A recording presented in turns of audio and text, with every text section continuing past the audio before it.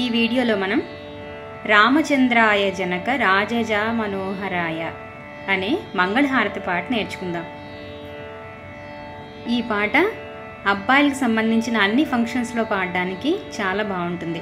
మనం సాధారణంగా అమ్మాయిలకు సంబంధించిన ఫంక్షన్లన్నింటికీ అమ్మవారి పాటలు పాడతాం. అబ్బాయిలకు సంబంధించిన వాటన్నిటికీ రాముడివి కానీ కృష్ణుడివి కానీ పాడుతూ ఉంటాం. అలాంటి వాటిల్లో ఇది చాలా చక్కనైన తేలికైనటువంటి మంగళహారతి. ఇప్పుడు మనం ఈ మంగళహారతిని నేర్చుకుందాం. ఈ కీర్తన భద్రాచల రామదాస్ గారు రచించారు. కురంజి రాగంలో ఉంది, ఏకతాళంలో పాడాలి. రామచంద్రాయ జనక రాజజా మనోహరాయ మామకాభీష్టదాయ మహితమంగళం. రామచంద్రాయ జనక రాజజా మనోహరాయ మామకాభీష్టదాయ మహితమంగళం. రామచంద్రాయ జనక రాజజా మనోహరాయ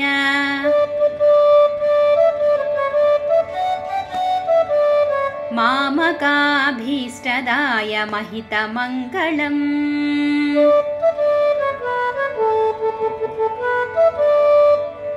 ఇది పల్లవి. ఇప్పుడు పల్లవి నాతో కలిసి పాడండి. రామచంద్రాయ జనక రాజజా మనోహరాయ మామకాభీష్టదాయ మహితమంగళం. రామచంద్రాయ జనక రాజజా మనోహరాయ మామకాభీష్టదాయ మహితమంగళం. తర్వాత మొదటి చరణం. మొత్తం ఈ కీర్తనలో 7 చరణాలు ఉన్నాయి. 7 చరణాలు మనం వరుసగా నేర్చుకుందాం. కోసలే సాయమంద హాసదాస పోషణాయ వాసవాది వినుత సద్వ రాయమంగళం. కోసలే సాయమంద హాసదాస పోషణాయ వాసవాది వినుత సద్వ రాయమంగళం.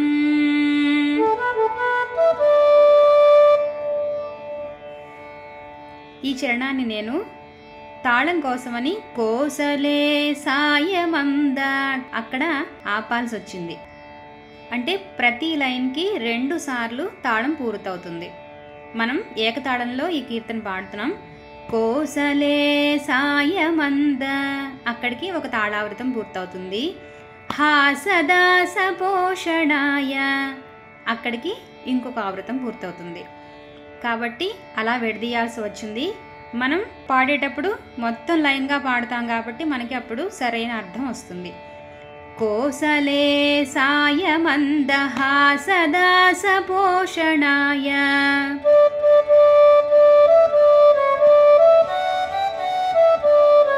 వాసవాది వినుత సద్వరాయ మంగళం.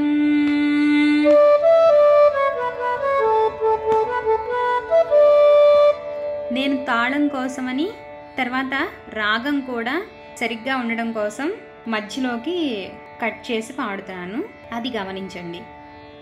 ఇప్పుడు మొదటి చరణం నాతో కలిసి పాడండి. కోసలే సాయమంద హాసదాస పోషణాయ వాసవాది వినుత సద్వరాయ మంగళం. కోసలే సాయమంద హాసదాస పోషణాయ వాసవాది వినుత సద్వరాయ మంగళం. ఈ కీర్తనలో పల్లవి 2 సార్లు పాడిన తర్వాత ఒక్కొక్క చరణం వరుసగా 2 సార్లు పాడుకుంటూ వెళ్ళిపోతాం. మళ్ళీ ప్రతి చరణము అయిన తర్వాత పల్లవి పాడే అవసరం ఈ పాటలో ఉండదు. మామూలుగా సాధారణంగా అన్ని పాటల్లోనూ ఒక చరణం అయిన తర్వాత పల్లవి పాడుతూ ఉంటాం. ప్రతిసారి చరణం అవ్వగానే పల్లవి పాడతాం. కానీ ఈ మంగళహారతిలో మాత్రం పల్లవి అవ్వగానే చరణం వరుసగానే చరణాలన్నీ వచ్చేస్తాయి. ఒక్కొక్క చరణం 2 సార్లు పాడుకుంటూ వెళ్ళిపోవడమే. ఇప్పుడు తర్వాత చరణం. చారు కుంకుమోపేత చందనాను చర్చితాయ హారకటక శోభితాయ భూరి మంగళం. చారు కుంకుమోపేత చందనాను చర్చితాయ హారకటక శోభితాయ భూరి మంగళం.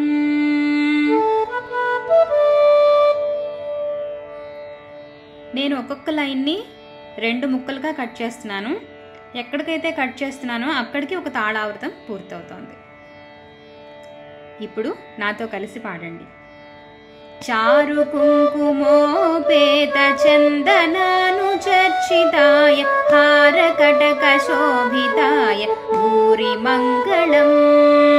చారు కుంకుమోపేత చందనాను చర్చితాయ హారకటక శోభితాయ భూరి మంగళం. తర్వాత చరణం. లలితరత్నకుండలాయ తులసీవనమాలికాయ జలజ సదృశదేహాయ చారు మంగళం. లలితరత్నకుండలాయ తులసీవనమాలికాయ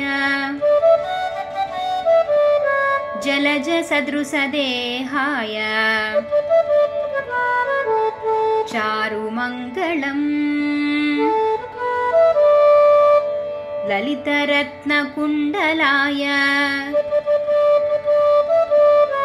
తులసీవనమాలికాయ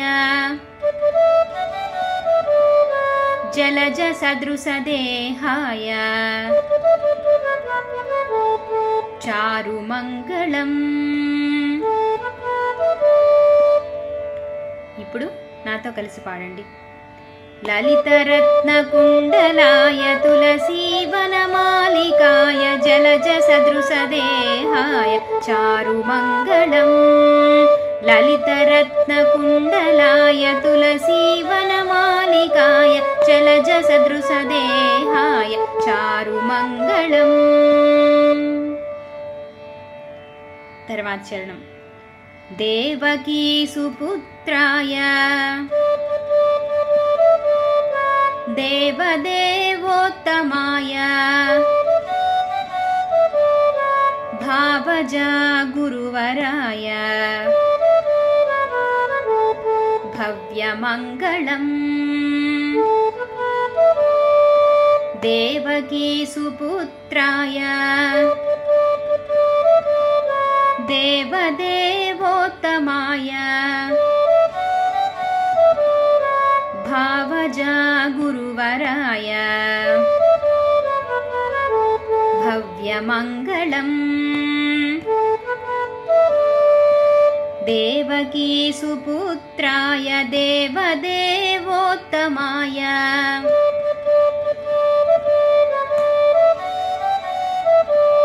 భావజా గురువరాయ భవ్యమంగళం.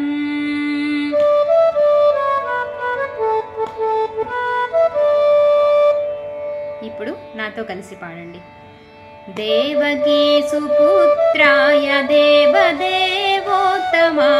భావజా గురువరాయ భవ్యమంగళం. देवकी सुपुत्राय देवदेवोत्तमाय भावजा गुरुवराय भव्यमङ्गलम्। తర్వాత చరణం पुण्डरीकाक्षाय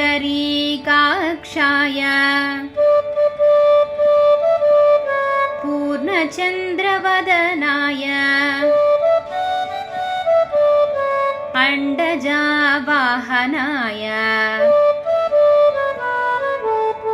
अतुलमङ्गलम्। पुण्डरीकाक्षाय पूर्णचन्द्रवदनाय अण्डजावाहनाय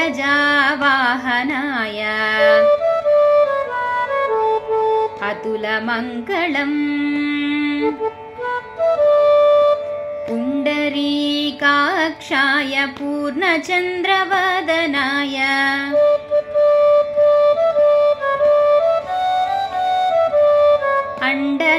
अण्डजावाहनाय अतुलमङ्गलम्।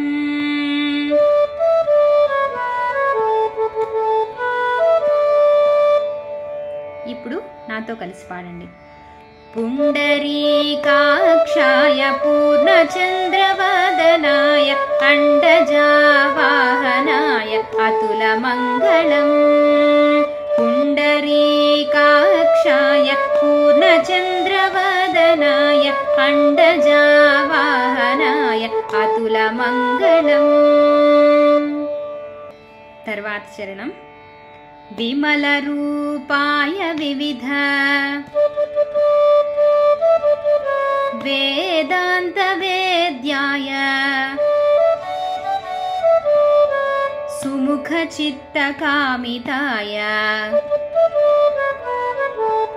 सुभगमङ्गलम्। विमलरूपाय विविध वेदान्तवेद्याय सुमुखचित्तकामिताय सुभगमङ्गलम्। विमलरूपाय विविध वेदान्तवेद्याय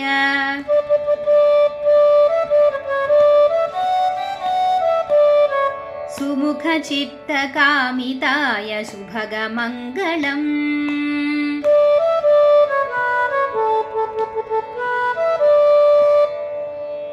ఇప్పుడు నాతో కలిసి పాడండి। विमलरूपाय विविध वेदान्तवेद्याय सुमुखचित्तकामिताय सुभगमङ्गलम्। विमलरूपाय विविध वेदान्तवेद्याय सुमुखचित्तकामिताय सुभगमङ्गलम्।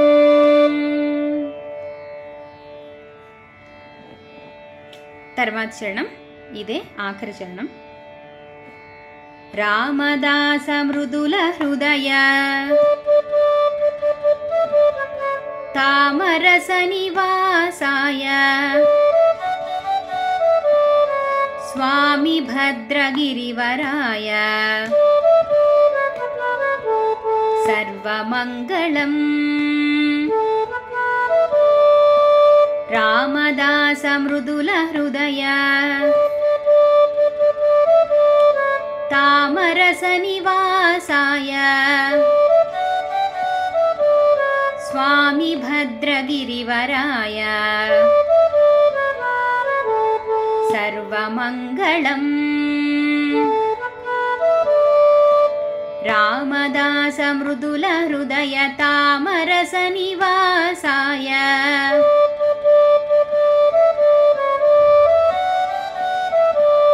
స్వామి భద్రగిరివరాయ సర్వమంగళం।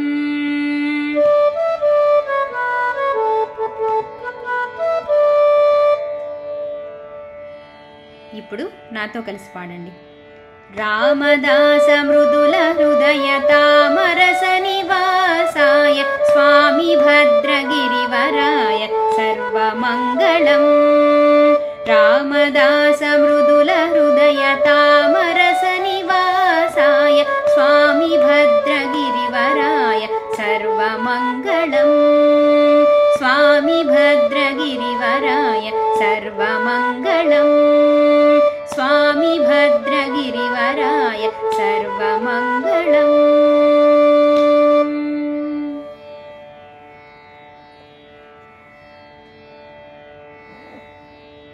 ఇప్పుడు ఈ పాట మొత్తం ఒకసారి పాడదాం.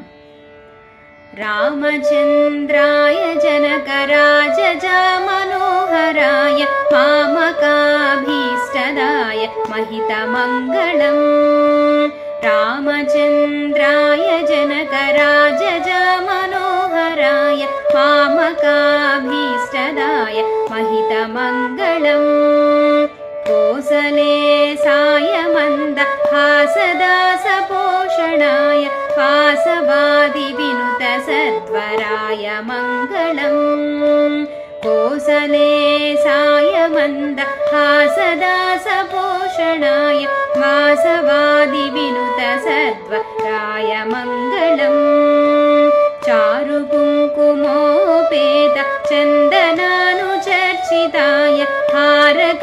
हारकटकशोभिताय भूरिमङ्गलम् चारु कुङ्कुमोपेत चन्दनानुचर्चिताय हारकटकशोभिताय भूरिमङ्गलम् ललितरत्नकुण्डलाय तुलसीवनमालिकाय चलजसदृशदेहाय चारुमङ्गलम् ललितरत्नकुण्डलाय तुलसीवनमालिकाय चलजसदृशदेहाय चारुमङ्गलम् देवकीसुपुत्राय देवदेवोत्तमाय भावजागुरुवराय भव्यमङ्गलम् देवकीसुपुत्राय देवदेवोत्तमाय भावजागुरुवराय भव्यमङ्गलम् पुण्डरीकाक्षाय पूर्णचन्द्रवदनाय अण्डजावाहनाय अतुलमङ्गलम् पुण्डरीकाक्षाय पूर्णचन्द्रवदनाय अण्डजावाहनाय अतुलमङ्गलम् विमलरूपाय विविधवेदान्तवेद्याय सुमुखचित्तकामिताय सुभगमङ्गलम् विमलरूपाय विविधवेदान्तवेद्याय सुमुखचित्तकामिताय शुभगमङ्गलम् रामदासमृदुलहृदय तामरसनिवासाय स्वामी भद्रगिरिवराय सर्वमङ्गलम् रामदासमृदुलहृदय तामरसनिवासाय स्वामी भद्रगिरिवराय सर्वमङ्गलम् स्वामी भद्रगिरिवराय सर्वमङ्गलम् स्वामी भद्रगिरिवराय सर्वमङ्गलम्।